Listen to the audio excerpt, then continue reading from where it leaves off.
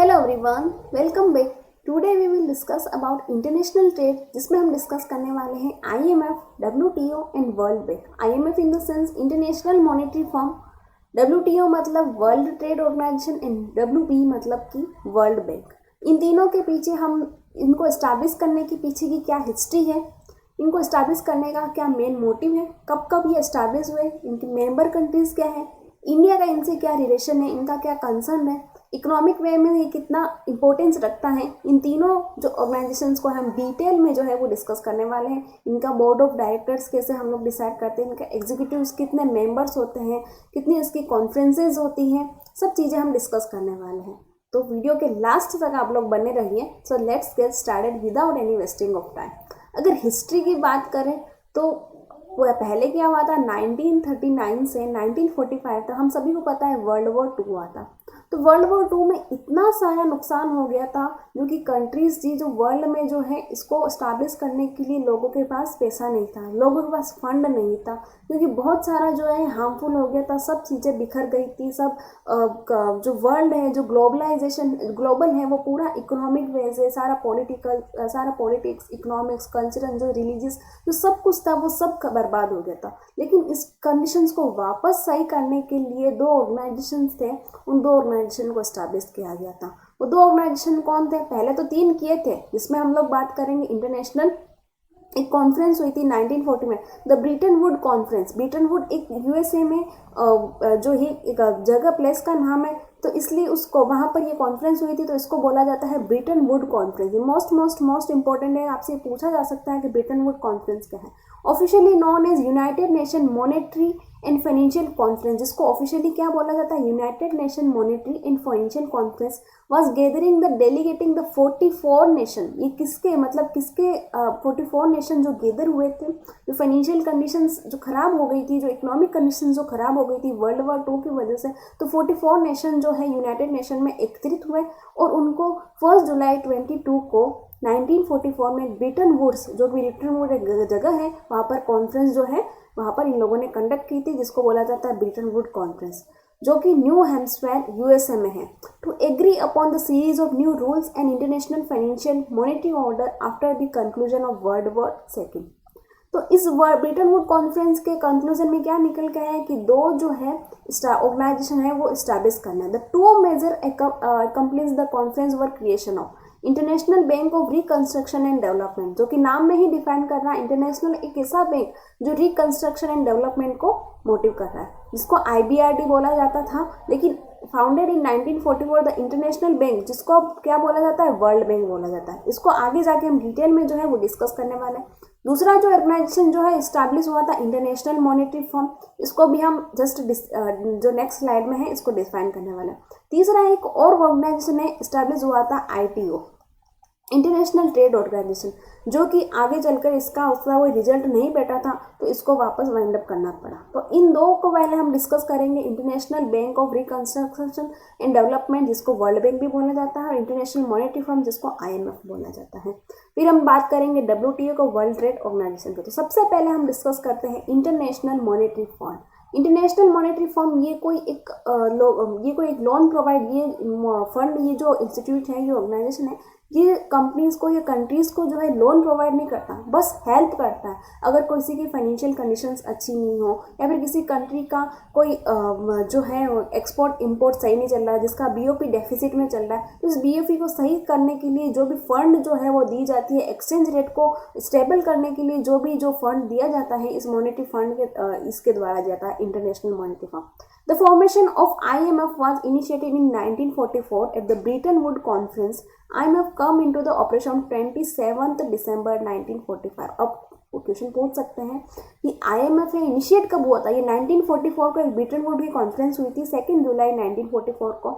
लेकिन ये ऑपरेशन में कब हुआ था? 27th December 1945 and today international organization that is consist of 190 members country. अभी आज एट प्रेजेंट में इसकी मेंबर, पहले जो स्टार्टिंग में इसकी मेंबर कंट्रीज जो थी 44 थी, लेकिन अब इसकी मेंबर कंट्रीज कितनी? 190 मेंबर कंट्रीज। इसका हेडक्वार्टर का है वाशिंगटन डीसी में। आईएमएफ का main focus, most important topic, IMF का मेन फोकस क्या कि इंटरनेशनल मॉनेटरी फंड को एस्टैब्लिश करने के पीछे इसका मेन मोटिव क्या था। जैसे मैंने बताया था कि कंट्रीज की फाइनेंशियल स्टेबिलिटीज को, फाइनेंशियल कंडीशंस को स्टेबल करना, एक्सचेंज रेट को स्टेबल करना, जो भी बैलेंस ऑफ पेमेंट का जो घाटा हुआ करता था, जो डेफिसिट हुआ करता था, उसको सही करना, एक्सपोर्ट्स को जो है एनकरेज करना, उनको प्रोत्साहन देना, ये काम किसका होता है, इंटरनेशनल मॉनेटरी फंड का। तो fostering global monetary corporation. Number 2 आता है securing financial stability. Then third आता है facilitating and promoting international trade, employment, economic growth and around the world. IMF is specialised agency of UN, United Nation की specialised agency कौन सी है, IMF, international monetary Fund. The International Monetary Fund was initially formed as the Bretton Woods Conference in 1944. 45 government representatives were present at the conference, discuss the framework और post-war international economic cooperation। जो कि war हुआ था, world War second, उसको post वार में international economic corporation को करने के लिए जो IMF है वो एस्टैब्लिश हुआ था 1944 में। Okay, The IMF became operational on 27 December 1945 with the 29 member countries। जब IMF established हुआ था तब उसमें कितने कंट्रीज थे, 29 मेंबर कंट्रीज थे। लेकिन अब कितने कंट्रीज है इसमें, 189 नहीं 190 जो मेंबर कंट्रीज हैं वो इसमें हैं। They agreed the bound to set it begins financial operation on 1st March 1947. Currently the IMF consists of 190 member countries. The IMF is regarded as the key organization in the international economic system which focus on rebuild the international capital along with the maximization of national economic sovereignty and human welfare। कि IMF जो इसका main की organisation क्या है कि international economic system को focus करना, rebuild करना, इंटरनेशनल जो कैपिटल थी, जो कि वर्ल्ड वॉर की वजह से जो कैपिटल, इंटरनेशनल कैपिटल था वो घाटा हो गया था, बहुत सारी कैपिटल जो है हमारी लॉस हो गई थी। तो with maximisation the Indian national economic sovereignty को ध्यान में रखना और ह्यूमन वेलफेयर को ध्यान रखना और इकोनॉमिक ग्रोथ को ज़्यादा से ज़्यादा इंक्रीज करना। इसका मेन फंक्शंस क्या है, इसके 3 मेन फंक्शन है। सबसे पहले हम लोग बात करेंगे regulatory functions, financial function and third consultative function. Regulatory functions की अगर बात करें तो IMF functions as a regulatory body and as per the rules of the articles in agreement. जो IMF का फंक्शंस क्या है, रेगुलेटरी बॉडी, मतलब कि क्या रूल्स रेगुलेशंस के अकॉर्डिंग हम लोग काम करेंगे, आर्टिकल ऑफ एग्रीमेंट के टाइम क्या क्या जो रूल्स रेगुलेशंस थे उसके according. It is also focus on administrating in code of conduct for exchange rate policies and restrictions on payment of current account transaction. कि आपके जो भी करंट अकाउंट ट्रांजेक्शन्स में थे, जो भी आपको रेस्ट्रिक्शंस लगाने थे, जो पेमेंट पे जो रेस्ट्रिक्शन लगाने थे वो IMF में डिसाइड करता है। इसका रेगुलेटरी फंक्शन होता है। एक्सचेंज रेट की पॉलिसीज होती है कि आप एक्सचेंज रेट को कैसे डिटरमाइन करते हो, तो उसका ये कौन डिटरमाइन, इसका फंक्शन क्या है, रेगुलेटरी फंक्शन का किसका काम है, IMF का। सेकेंड आता है financial function. Financial function, IMF provide financial support and resources of the member countries to meet short term and medium term balance of payment।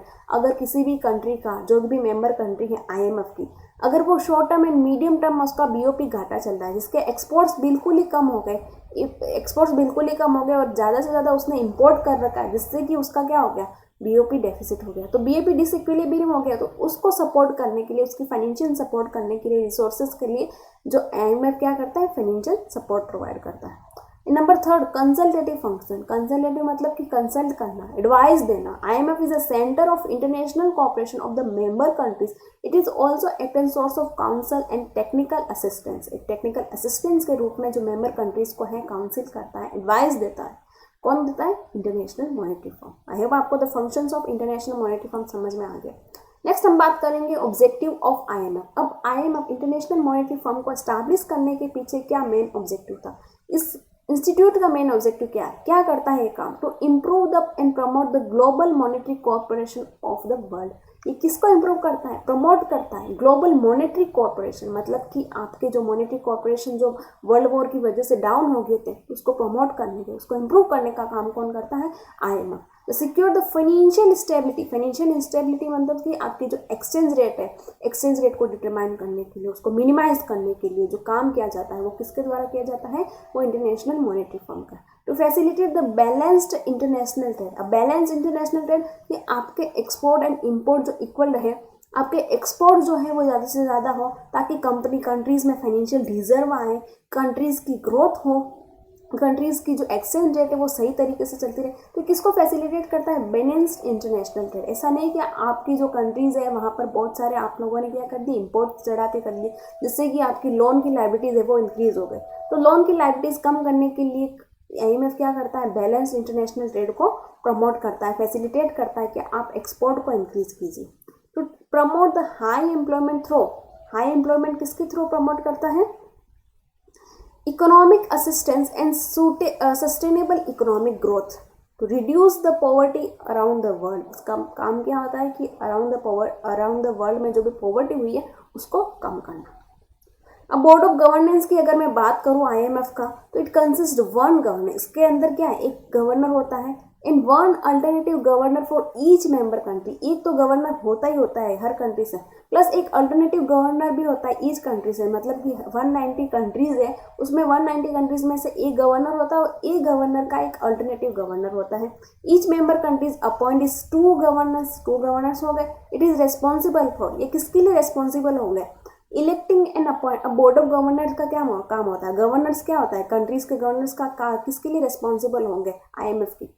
Electing and appointing executive director for the executive body. किसको मतलब कि direct करेंगे, किसको appoint करेंगे, किसको elect करेंगे? Executive director को। Approving quota increase. अब कोटा सिस्टम क्या होता है IMF का, वो हम आगे जाके डिस्कस करने वाले। तो ये अप्रूव करता है कि कोटा किसका इंक्रीज होगा, किसका स्पेशल ड्राइंग राइट है, जिसको एलोकेट करने का भी काम कौन करता है? गवर्नर्स करते हैं। एडमिटेंस ऑफ न्यू मेंबर्स, अगर किसी नए मेंबर कंट्री को एडमिट करना है, कंपल्सरी किसी को विड्रॉल करना है मेंबर को, तो कौन काम करता है? Board of governor. Amendments of article of agreement and by laws, अगर किसी इस IMF के लॉज में एसोसिएशन आर्टिकल ऑफ एसोसिएशन में चेंजेस करने हैं, एग्रीमेंट में जो चेंजेस करने हैं, तो एक अमेंडमेंट लाना होगा। अमेंडमेंट के लिए कौन काम करता है? गवर्नर्स। जो कंट्रीज के जो IMF के जो गवर्नर है वो काम करें। The board of governor is advised, ये क्या किसको एडवाइज करते हैं? By two ministerial committees. हमें ये पता चल गया कि IMF की दो मिनिस्टरियल कमिटीज होती है। सबसे पहले international monetary and financial committee, दूसरा आता है डेवलपमेंट कमिटी। तो ये किसके थ्रू एडवाइस करता है? दो इसने कमिटी बिठाता है। सबसे पहली कमेटी का नाम होता है international monetary and financial committee and दूसरा कमेटी का नाम है development committee. The board of governor of the IMF and the world bank group normally meet once a year during the IMF world bank annual meeting. The board of governor of IMF and the world bank group जो है वो normally कब meet करते हैं? कि एक IMF and world bank की annual meeting होती है to discuss the work of their respective institutions के। ओके, अब इसकी बात करें कि मिनिस्ट्रियल कमिटी, दो मिनिस्ट्रियल कमिटीज है। The board of governor is advised by two ministerial committee. जो बोर्ड ऑफ गवर्नर होता है वो एडवाइज करता है, जो टू मिनिस्ट्रियल कमिटीज है इनको डिस्कस करता है। सबसे पहले अगर बात करूं तो international monetary and financial committee, international monetary and financial committee किसकी कमिटी है? IMF की। IMF से हेड से, इसके अंदर कितने मेंबर्स होते हैं? 24 मेंबर्स होते हैं। Drawn from the pool of 190 country. पहले था 199, अब है 190 countries governor and represent all member countries. कि ये 24 मेंबर्स की ये कमेटी होती है। जो 24 मेंबर्स है वो अपॉइंट मतलब ड्रॉ किए जाते हैं। कहाँ से लिए जाते हैं? वो 190 जो हमारी मेंबर कंट्रीज होती है वहाँ के गवर्नर से ये अपॉइंट होते हैं। It discuss the management. अब ये कमेटी क्या डिस्कस करती है? The management of international monetary and financial system को। It also discuss the proposal of executive board to amend the article of, अगर कोई एग्जीक्यूटिव बोर्ड आपको प्रपोजल देता है कि आप अपने आर्टिकल ऑफ एग्रीमेंट में चेंजेस करो, अमेंडमेंट करो, तो ये डिस्कस करता है इसके बारे में। In any other matters of common concern affecting the global economy, जो भी ग्लोबल इकोनॉमी को जो भी इफेक्ट डालते हैं, कोई भी कॉमन कंसर्न है, जो भी मैटर्स है, उसके बारे में कौन डिस्कस करता है? किस कमेटी में डिस्कस किया जाता है? International monetary and financial committee में। दूसरी कमेटी आती है development committee. It is a joint committee, 25 members of board of governor of IMF and world bank. अब ये जॉइंट कमेटी होती है IMF की और वर्ल्ड बैंक की, जिसमें 25 मेंबर्स होते हैं दोनों से। Talk with advising the board of governor of the IMF and the World Bank on issue related to economic development in emerging market and developing countries। जो भी इश्यूज रिलेटेड, जैसे कि अभी थोड़े टाइम पहले कोविड-19 हुआ था, रशिया यूक्रेन जो वॉर हुआ था, उसकी वजह से जो इकोनॉमिक क्राइसिस है वो बहुत ज़्यादा हो गए थे। उस इकोनॉमिक क्राइसिस से हमारी इकोनॉमिक जो सारी कंट्रीज़ की इकोनॉमिक्स को डेवलपमेंट करने के लिए इमर्जिंग मार्केट में क्या क्या जो मार्केट की जो आने वाले टाइम में किस किस गुड्स की डिमांड होने वाली है, कौन कौन सा डेवलपमेंट होने वाला है, कंट्रीज़ का डेवलपमेंट कैसे हो रहा है, तो ये डिस्कस कराया जाता है डेवलपमेंट कमेटी में। It serves as a forum of building intergovernmental consensus of critical development issues. Next हम बात करेंगे एग्जीक्यूटिव बोर्ड। तो हम लोगों ने बोर्ड ऑफ गवर्नर की बात कर ली। बोर्ड ऑफ गवर्नर के अंदर 2 मीटिंग्स होती हैं, international monetary and financial committee, दूसरा आता है डेवलपमेंट कमेटी। IMFC में 24 मेंबर्स होते हैं और डेवलपमेंट कमेटी जो कि ज्वाइंट होती है वर्ल्ड बैंक की और इंटरनेशनल मॉनेटरी फंड की, जिसमें 25 मेंबर्स होते हैं। अब बात करते हैं एग्जीक्यूटिव बोर्ड। अब एग्जीक्यूटिव बोर्ड में कितने मेंबर्स होते हैं? इसमें 24 मेंबर्स होते हैं, जो कहाँ से इलेक्ट किया जाता है? बोर्ड ऑफ गवर्नर्स के द्वारा इसको इलेक्ट किया जाता है। It conduct the daily business of IMF and exercise of power of delegate. ये कहाँ क्या काम करता है एग्जीक्यूटिव बोर्ड? जो IMF के डेली रूटीन के जो काम है, daily businesses of the IMF and exercise the power delegated it by on the board of governors and power confirm it by the article of association. तो ये क्या exercise करता है? पावर जो डेलीगेट दिए जाते हैं बोर्ड ऑफ गवर्नर्स के द्वारा वो काम करते हैं। Powers conferred on the article of agreement, जो भी आर्टिकल ऑफ एग्रीमेंट के जो भी पावर है एग्जीक्यूटिव बोर्ड के वो एक्सरसाइज करता है। It discusses the aspects of funds work from the IMF staffs annual health check of the member countries economics to the policies relevant to the global economy. And number 3, the board normally makes decision based on consensus, but sometimes normal votes are taken. Votes of each member equal to some its basic votes equally distributed among the members and quota based votes. The member quotas determine its voting power. तो ये जो voting होती है quota system के base. जिस भी country का कोटा ज़्यादा रहेगा IMF में, उसका जो मेंबर जो वोटिंग पावर है वो ज़्यादा रहेगा। अब बात करते हैं IMF का मैनेजमेंट। IMF का किस प्रकार से जो है मैनेजमेंट होता है? The IMF's managing director is both. कौन होता है मैनेजिंग डायरेक्टर IMF का? अभी IMF के मैनेजिंग डायरेक्टर कौन है? क्रिस्टीना क्या नाम है इसका? IMF's managing director is both chairman of IMF's executive board and head of the IMF staff. The managing director is appointed by the executive board of voting and consensus. IMF member कौन होते हैं? Any other state. IMF के member कोई भी हो सकते हैं। Any other state whether और not member of the United Nation may become the member of IMF in the accordance with the IMF article of agreement and is term prescribed by the board of governors. The membership in the IMF is a prerequisite of membership is the IBRD। जैसे ही आपको IMF की membership मिलेगी, आपको IBRD की membership भी लेनी पड़ेगी, क्योंकि ये क्या है? ये ब्रिटन वुड ट्विंस बोला जाता है IMF को एंड IBRD को। तो अगर आपसे क्वेश्चन पूछा जाता है ब्रिटन वुड्स ट्विंस, क्यों? क्योंकि ब्रिटन वुड्स कॉन्फ्रेंस हुई थी, उसमें जो ये 2 ऑर्गेनाइजेशन है वो इस्टेब्लिश हुए थे। तो IMF का ट्विंस कौन सा?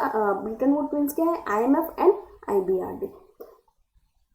अब बात करते हैं IMF का कोटा सब्सक्रिप्शन पे सिस्टम। तो अगर मैं बात करूँ कि कोटा सिस्टम क्या होता है? कोटा सिस्टम वह कि किसी भी कंट्री का जो रोल होता है, जो पार्ट होता है, वो IMF में कितना होता है, इंटरनेशनल मॉनेटरी फंड में कितना कोटा रहेगा, तो वो बेस्ट किस पे बेस्ट रहेगा वो हम डिस्कस करना है। On the joining of IMF each member countries contribute a certain sum of money. कि IMF के पास पैसा कहाँ से आता है? Quota system. IMF के पास, हमें तो पता है बैंकों के पास जो जनरल जो बैंक्स होते हैं कि वो उनके पास पैसा कहाँ आता है? क्यों? क्योंकि पब्लिक की डिपॉजिट होती है, तो वहाँ से पैसा आ जा सकता है ताकि वो दूसरे लोगों की पब्लिक की हेल्प कर सके। अब IMF का काम भी यही है कि लोगों की कंट्रीज की हेल्प करना, लेकिन उसके लिए पैसा कहाँ से आता है? उसका पैसा आता है कोटा सब्सक्रिप्शन, कि IMF के पास एक कोटा रहता है। अब कोटा के लिए वो कहाँ से वो पेमेंट जो है एक्वायर करता है? जो भी मेंबर कंट्रीज होती है उनकी कंडीशंस देखी जाती है, इकोनॉमिक कंडीशंस, GDP कंडीशंस, कौन से जो वेटेज देखा जाता है, उसके अकॉर्डिंग एक कोटा बनता है और कोटे के अकॉर्डिंग जो पेमेंट है वो कंट्रीज उसको IMF को देती है। तो each member countries contribute a certain sum of money called quota subscription which is based on countries wealth. जो किस पे बेस्ड होगा? कंट्री की वेल्थ पे एंड इकोनॉमिक परफॉर्मेंस में। कंपनी की जो पुराने 5 सालों की कितनी कंट्री की वेल्थ है, कितनी इकोनॉमिक ग्रोथ है, कितना इकोनॉमिक जो डेवलपमेंट है, उसकी GDP कितनी है। तो it is weightage average of GDP। Weight कितना वेटेज रखती है? 50% वेटेज करती है। कंट्री की GDP अगर अच्छी है तो उसका कोटा सिस्टम भी ज़्यादा रहेगा। ओपननेस 30% ओपननेस जो वेटेज करता है। इकोनॉमिक वेरिएबिलिटी, मतलब कि आपकी कंपनी की इकोनॉमी, आपकी कंट्री की इकोनॉमी में कोई क्राइसिस तो नहीं हो, इंटरनेशनल रिजर्व मतलब कि आपकी फॉरेन रिजर्व दूसरी कंट्रीज की करेंसीज आपकी कंट्री के पास कितनी है, तो इंटरनेशनल रिजर्व भी कोटा सिस्टम को डिफाइन करता है। GDP of the member countries measure through the blend of GDP based on market exchange rate weightage of 60% and the PPP exchange rate 40%। Okay, अब बात करते हैं special drawing right is the IMF's units of account and not a currency. अब IMF की currency क्या होती है? IMF पैसा कैसे इशू करता है, किस प्रकार, तो वो क्या करता है, SDR इशू करता है। तो ये क्या है कि IMF का एक यूनिट ऑफ अकाउंट है, नॉट ए करेंसी। करेंसी नहीं बोल सकते, करेंसी हम लोग तो किसको बोलते हैं, डॉलर को बोल सकते हैं, येन को बोल सकते हैं, रुपया को बोल सकते हैं। तो ये क्या है, SDR जो है एक बोला जाता है कि जो जैसे कि हमारा जैसे गोल्ड टर्म्स, पहले SDR को गोल्ड टर्म्स में मतलब कि गोल्ड के सिक्कों में जो है SDR को बढ़ाया जाता था, फिर डॉलर की वैल्यू ज़्यादा थी तो डॉलर को सिस्टम, लेकिन अब IMF ने अपना एक यूनिट बना दिया है SDR, स्पेशल ड्राइंग राइट को। The currency value of SDR determined by the summing of value in US dollars based on market exchange rate of the SDR basket of currencies. SDR basket of currencies is include, क्या SDR की मतलब कि basket में क्या क्या include है, US dollar हो गया, यूरो हो गया, जैपनीज येन हो गया, पौंड स्टेरिंग एंड चाइनीज रेन भी हो गया। क्यों इन सब का क्या SDR कोटा क्यों ज़्यादा, क्यों इनका कोटा सिस्टम ज़्यादा, इनकी जो GDP अच्छी है, उनकी ग्रोथ रेट अच्छी है।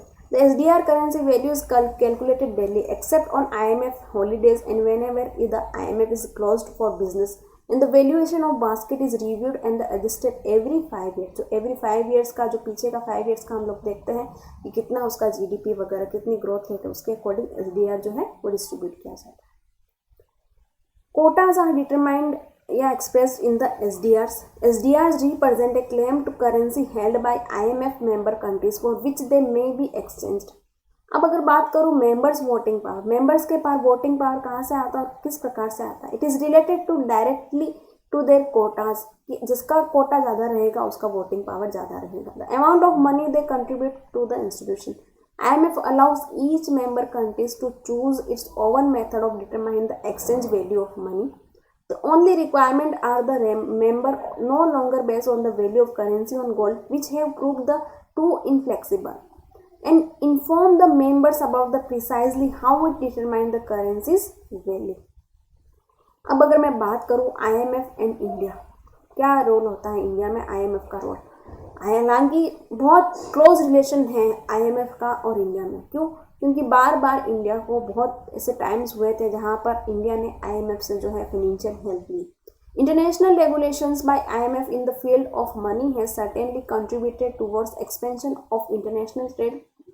India has to that extent benefited from this fruitful result. Post partition period मतलब कि पार्टीशन पीरियड के बाद इंडिया है serious balance of payment deficit.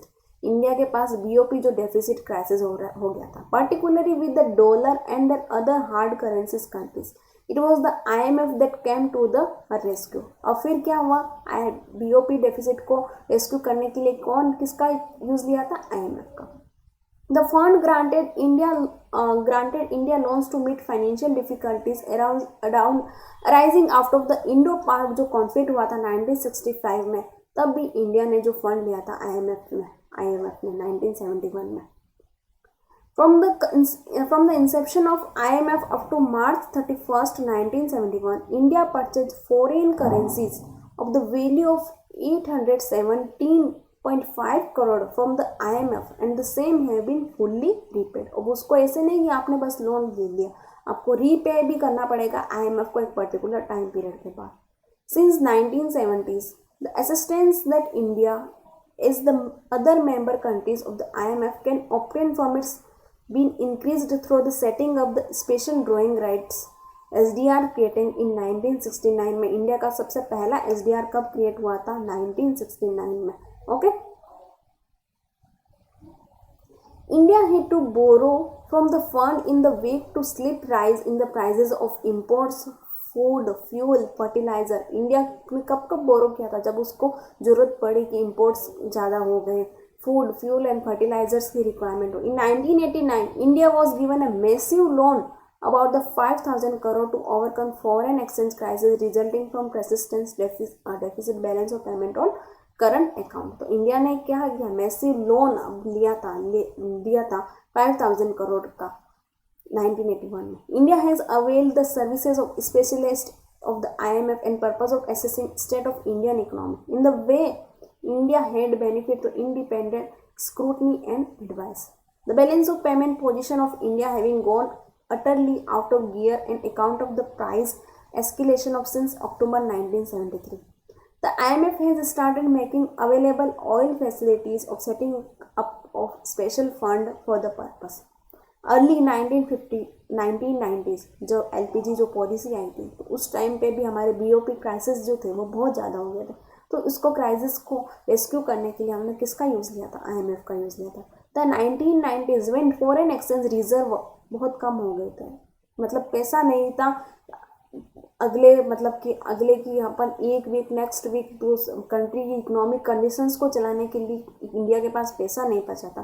BOP crisis थे वो बहुत ज़्यादा हो गए थे। तो इस सिस्टम को रेस्क्यू करने के लिए IMF the 2 weeks import are against to the generally accepted safe minimum reserve for 3 month equivalent position were the terribly unsatisfactory government of India's immediate response for the secure of emergency loan 2.2 billion from the International Monetary Fund by pledging 67 tons of Indian gold reserve and collateral security.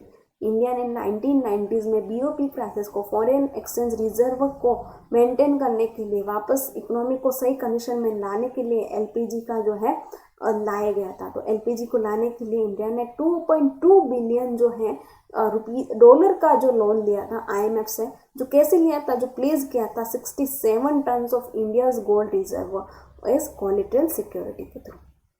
India promised IMF to launch, India ने promise किया था IMF to several structural reform, एक reform लाया जाएगा LPG का, liberalisation, privatisation and globalisation, like devaluation of Indian currency, reduction of budgetary and fiscal deficit, cut in government expenditure and subsidies, import liberalization, industry policy reform, trade policy reform, banking reform, financial sector reform, privatization of public sector enterprises in coming years. The foreign reserve is starting picking up with the onset of liberalization policies. India has occupied a special place in the board of directors of the fund. Thus, India had played a creditable role in the determining policies of the IMF, International Monetary Fund. This has increased the India's prestige in the international circle. Okay. हम आपको international monetary fund के बारे में detail में जो है समझ में आ गया होगा। अब हम दूसरा जो ऑर्गेनाइजेशन है वर्ल्ड बैंक, जो किसके साथ जो एस्टैब्लिश हुआ था ब्रेटन वुड्स कॉन्फ्रेंस में, इंटरनेशनल मॉनेटरी फंड के साथ जो है एस्टैब्लिश हुआ था। तो इंटरनेशनल मॉनेटरी फंड का मेन मोटिव क्या था, फाइनेंशियल स्टेबिलिटी लाना और बीओपी क्राइसिस को वापस रिकवर करना। लेकिन वर्ल्ड बैंक का क्या काम है, वर्ल्ड बैंक का काम है कि पॉवर्टी को कम करना, लोगों की हेल्प करना, इकोनॉमिकली जो कंट्रीज की जो हेल्प करना। With 190 countries, member countries, the World Bank Group is unique global partnership, 5 institutions working for the sustainable solution for the reduce poverty and build safe prosperity and developing countries. जो developing countries है उनकी prosperities वापस लाना, वहाँ की जो conditions है वापस सही करना, पॉवर्टी एंड अनएम्प्लॉयमेंट बिल्कुल ही मतलब कि कंडीशंस बहुत ख़राब हो गई थी, पॉवर्टी बहुत ज़्यादा हो गई थी, तो उसको कम करने के लिए वर्ल्ड बैंक जो लाया गया था, जिसके अंदर 5 इंस्टीट्यूशंस, 5 ऑर्गेनाइजेशन जो वर्क करते हैं। The world bank group with the country government, the private sector, civil society organization, regional development banks, think tank, and other international institutions on issue ranging from the climate change, conflict, food security to education, agriculture and financial trade. A group of institutions, the International Bank of Reconstruction and Development and International Development Association from the World Bank, which provide financing and policies advice, technical assistance और government of the developing country. अगर आपको पूछा जाए कि world bank group किसको बोला जाता है तो IBRD and IDO, international bank for reconstruction and development and international development association का जो ग्रुप होता है उसको बोला जाता है वर्ल्ड बैंक ग्रुप का। वर्ल्ड बैंक ग्रुप में जो मेनली जो 5 इंस्टीट्यूशन आते हैं, international bank for reconstruction and development, international development association, international finance corporation, multilateral investment guarantee agency, international centre for the settlement of investment disputes, इसको आप discuss करते हैं कि international bank for reconstruction and development, इसका नाम ही define करता है कि IBRD रिकंस्ट्रक्शन एंड डिफर, जो भी जैसे कि आपने मकान बना दिया, मकान में आपने रिकंस्ट्रक्शन के लिए आपको पैसा चाहिए, तो इकोनॉमिक कंडीशंस आपकी पहले से ही ठीक थी, लेकिन जब आपकी क्राइसिस ज़्यादा हो गई तो उसको क्राइसिस को वापस मेंटेन करने के लिए जो वर्ल्ड बैंक से हम लोग IBRD से जो कंट्रीज जो लोन देती है, सपोज करो आपने सड़क बना दी, रोड कंस्ट्रक्ट कर दी, लेकिन रोड को वापस टूट गई, उसको रिकंस्ट्रक्शन के लिए आपको पैसा चाहिए, तो आप कहाँ जाते हो? IBRD के पास, वर्ल्ड बैंक के पास, जो कि 1944 में एस्टैब्लिश हुआ था। प्रोवाइड क्या प्रोवाइड करता है? Loans, credit and grants. International development association ये क्या प्रोवाइड करता है? लो और नो इंटरेस्ट लैंड, मतलब कि आपको लोन प्रोवाइड करता है विदाउट इंटरेस्ट का, तो विदाउट इंटरेस्ट है कहा जाता है तो लो इनकम कंट्रीज को। किसको प्रोवाइड करता है? डेवलपिंग कंट्रीज को। The international finance corporation provide 1956 में प्रोवाइड इन्वेस्टमेंट, ये किसको प्रोवाइड करता है? इन्वेस्टमेंट को प्रोवाइड करता है, एडवाइस देता है, assets management of companies and government को बताता है। नंबर 4th इंस्टीट्यूशन आता है multilateral guarantee agency 1988, MIGA insure lenders and investors against political risk such as war, जो एजेंसीज प्रोवाइड करता है, गारंटी देता है। मल्टीलेटरल मतलब कि एक तो होता है बाईलेटरल, एक होता है मल्टीलेटरल। मल्टीलेटरल मतलब कि डिफरेंट कंट्रीज के द्वारा गारंटी एजेंसी होती है जो कि एस्टैब्लिश होती है 1988 में, जो इंश्योर करता है कि lenders and investors against the political risk होगी या जैसे कि वॉर वगैरह हो गया, उसको रिकवर करने के लिए हम मीगा से लोन ले सकते हैं, इंश्योर्स ले सकते हैं। Number 5 the international centre for the settlement of investment dispute 1966, ये ICSID सेटल किसके लिए? Investment disputes between the investors and client के बीच में जो भी डिस्प्यूट्स है उसको सेटल करने के लिए जो ऑर्गेनाइजेशन है वो एस्टैब्लिश हुआ था, लेकिन ICSID का इंडिया कोई मेंबर नहीं है। All of these efforts support the bank groups with twin goals of ending extreme poverty by 2030 and boosting shared prosperity by poorest 40% of the population of all countries. Okay? The International Bank and Reconstruction and Development Bank, World Bank Group of the India and मतलब कि IBRD या फिर world bank group on India का क्या role है? India was one of the 44 original signatories in the agreement reach the Bretton Woods of the establish of the international bank of reconstruction and development and, तो सबसे पहले world bank and IMF जब establish हुआ था 29 countries के साथ establish हुआ था, लेकिन 44th जो है ऑर्गेनाइजेशन कौन स्टैब्लिश हुआ था? वो हुआ था इंडिया, जो इसमें साथ वो जुड़ा था IMF और वर्ल्ड बैंक के साथ ब्रिटेन वुड कॉन्फ्रेंस में जो दोनों ऑर्गेनाइजेशन हुए थे। It was also one of the funding member of the IFC in 1956 and IDA in 1960.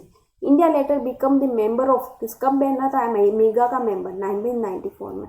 India is not a member of ICSID, क्यों? क्योंकि जो भी डिस्प्यूट होते हैं जो इंडिया अपने लेवल पे, जो सुप्रीम कोर्ट्स हो गई, जो अथॉरिटीज़ होती है, वहाँ पर क्या है आर्बिट्रेशन मेथड के थ्रू डिस्प्यूट जो है सेटल कर दिए जाते हैं। India claimed ICSID convention is not fair, convention rules of arbitration leaned toward the developed countries, कि ये जो लीन होता है किसके, मतलब कि किसके ऊपर जो भी आर्बिट्रेशन लीन होता है ICSID वो डेवलप्ड कंट्रीज को मोटिव करता है, लेकिन इंडिया के developing country.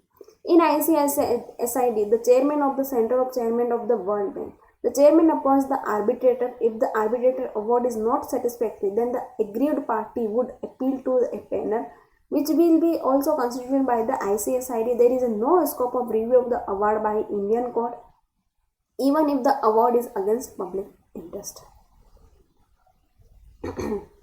IBRD landing in India commended in 1994 with a loan to Indian Railway.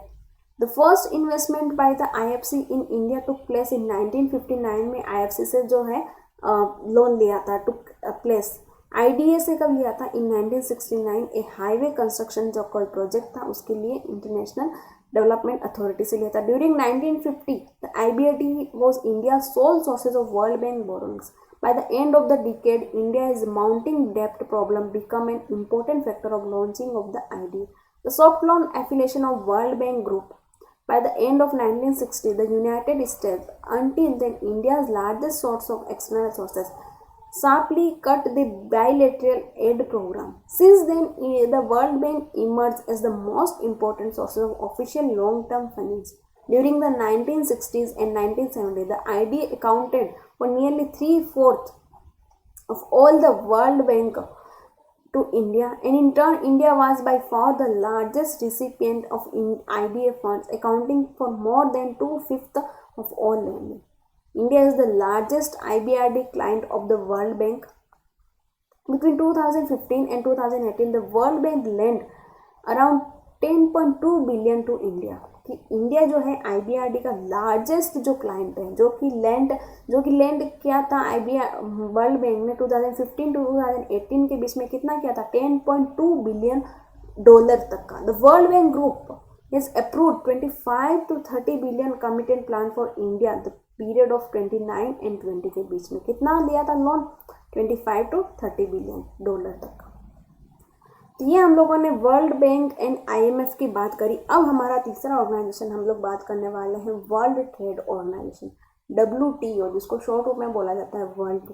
अब ये किसको प्रमोट करता है, ये प्रमोट करता है ट्रेड को, इंटरनेशनल ट्रेड को प्रमोट करता है। कि इंडिया में तो मतलब इंटरनल ट्रेड को तो हम कुछ भी, लेकिन वर्ल्ड ट्रेड ऑर्गेनाइजेशन क्या आता है, इंटरनेशनल ट्रेड, एक कंट्री के दूसरी कंट्री के साथ जो भी एक्सचेंज होता है गुड्स एंड सर्विसेज का, इसको प्रमोट करता है, एक्सपोर्ट एंड इम्पोर्ट को प्रमोट करता है। It is the inter governmental organization to regulate the facilitate international trade between the Nations.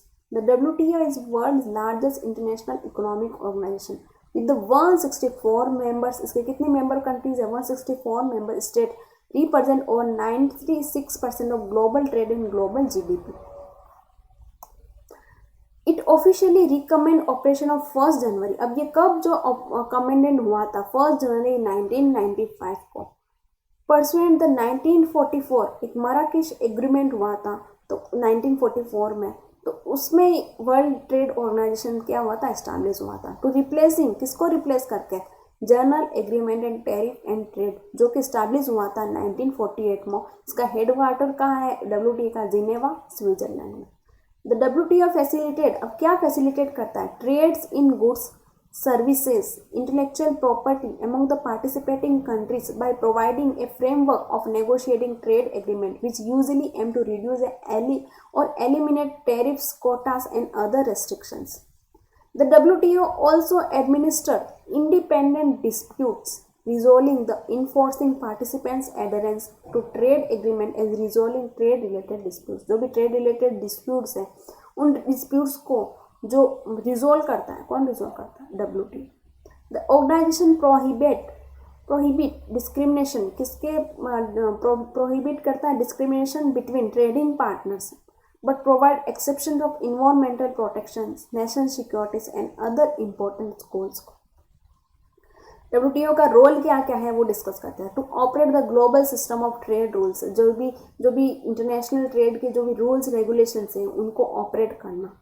It is act A form of negotiating trade agreement, जो भी trade agreement उनको negotiate करने का काम क्या होता है, WTO का। It is settle the trade disputes between the members, जो भी मेंबर्स हैं, एक कंट्री दूसरे कंट्रीज के साथ जो मेंबर कंट्रीज हैं, जो एक्सचेंज करती है, इंटरनेशनल ट्रेड करती है, अगर किसी के डिस्प्यूट्स क्रिएट हो जाते हैं तो उस डिस्प्यूट्स को सेटल करने का काम कौन करता है, WTO। It support the need of developing countries, जो भी डेवलपिंग कंट्रीज की नीड होती है उसको सपोर्ट करने का काम भी क्या करता है, WTO। Decision making, the WTO stop decision making broadly of ministerial conference, जो मिनिस्ट्रियल कॉन्फ्रेंस होती है WTO की, वहाँ पर डिसीजन मेकिंग दिया जाता है below the general council and various other council of committees.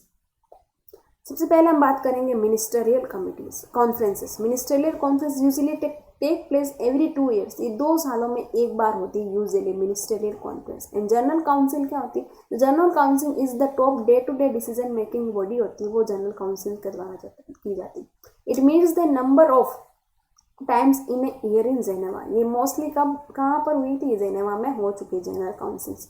अभी मिनिस्टरियल कॉन्फ्रेंस के एक डायग्रामेटिकली हम इसको समझते हैं। मिनिस्टरियल कॉन्फ्रेंस बड़ी होती है, फिर उसके बाद जनरल काउंसिल होती है। मिनिस्टरियल कॉन्फ्रेंस जो कि 2 सालों में एक बार होती है। जनरल काउंसिल की अगर मैं बात करूँ तो council of trade in goods होता है, council for trade related aspect of intellectual property right, council for trade in services, council for trade negotiation committees. General councils meeting as dispute settlement body, इसके meeting क्या होती है, main काम क्या होता है, डिस्प्यूट सेटलमेंट बॉडी को होता है। जनरल काउंसिल मीटिंग है trade policy review body. Appellate body क्या होती है, डिस्प्यूट सेटलमेंट पैनल होता है। ओके, तो कमिटीज़ क्या है, trade and environment, trade and development, सब committees on least development countries, regional trade agreement, balance of payment restriction, budget, finance and administration. Working parties क्या accession of work group on trade, debt, finance, trade and technology transfer. Inactive relationship between trade and investment, interaction between the trade and competition policy, transparencies in government procurement. Okay. Now that we will discuss about the membership of WTO. The WTO has over 160 members representing 98%. ये 160 member जो पुराना data अभी 164 members इसके WTO members है, representing 98% of the world trade और 20 countries are seeking to join WTO.